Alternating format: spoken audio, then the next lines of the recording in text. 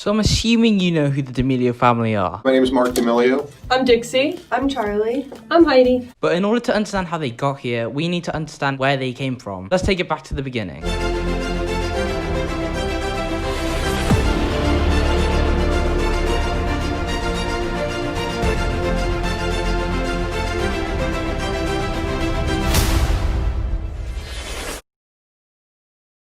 So last night, Mommy and Holly and Dixie worked really hard on your cake. Last night, Holly and Dixie worked really hard on my cake. Do you want to see it? Hold on, stand. Is it everything you wanted? Yes. Is it cool? Yes.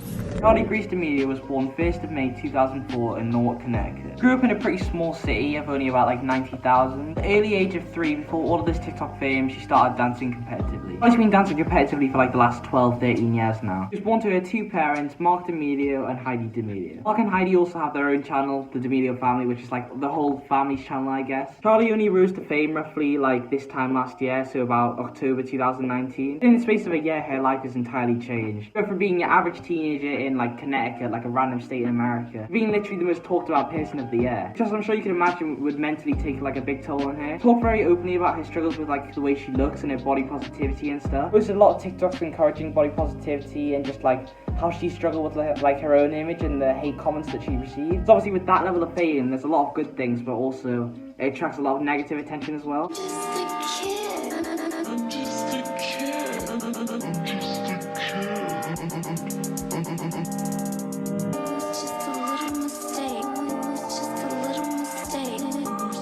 Basically just love dancing competitively and just even for fun. Still posts videos to this day of her dancing just in her kitchen, she still loves it.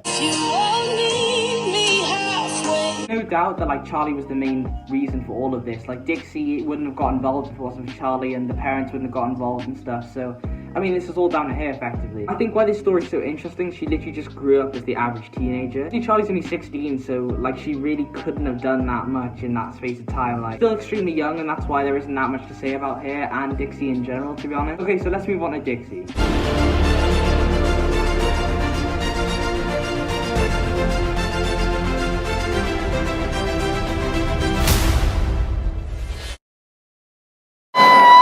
How was your first Yankee game, kid?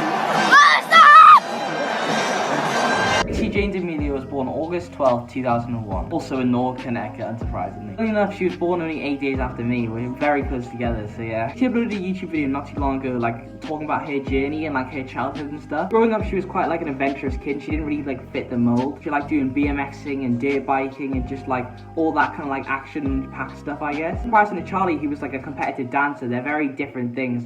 Dancing, BMXing, it was two completely polarizing personalities. It really comes across in their content, which is why I think people like them so much as a family. They were all the same, it would just be boring, but the fact that one of them, Charli, is so enthusiastic about everything, optimistic and just happy. She just sat there she doesn't care about anything, and it's very interesting to see the two different personalities. It's almost like Charlie's SpongeBob and Dixie's Patrick, do you know what I mean?